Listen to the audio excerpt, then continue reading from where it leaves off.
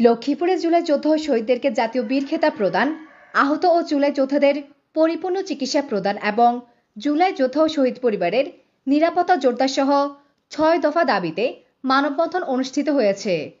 রবিবার ১৭ আগস্ট সকালে লক্ষ্মীপুর জেলা প্রশাসক কার্যালয়ের সামনে অধিকার বঞ্চিত জুলাই যোদ্ধা লক্ষ্মীপুর জেলার ব্যানারে ঘণ্টাব্যাপী মানববন্ধন অনুষ্ঠিত হয়।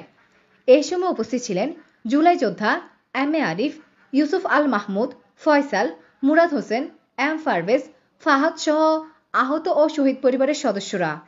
মানববন্ধনে বক্তারা বলেন, আমরা জুলাই ঘোষণাপত্র প্রত্যাখ্যান করলাম। জুলাই শহীদ এবং আহত যোদ্ধাদের রাষ্ট্রীয় স্বীকৃতি দিতে হবে এবং অনতিবিলম্বে খুনিদের গ্রেপ্তার করে বিচারের আওতায় আনতে হবে। আমরা এক বছর না পেরোতেই আমাদের সেই জুলাই যোদ্ধারা আবার রাস্তায় নামি তাদের অধিকারের কথা বলতে হচ্ছে। উপস্থিতি আমরা দেখেছি আমাদের জুলাই সমাজে যে কাঙ্ক্ষিত প্রত্যাশা ছিল সেই প্রত্যাশা পূরণ হয় নাই।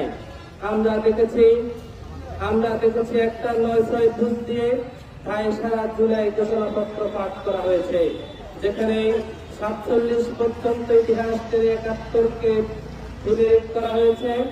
৭৫ কেন ঘটেছে তা স্পষ্ট ভাবে উল্লেখ করা হয় নাই। ৯০ স্বৈরাচার আন্দোলন কেন হয়েছে সেই বিষয়টা ফুটে ওঠে নাই।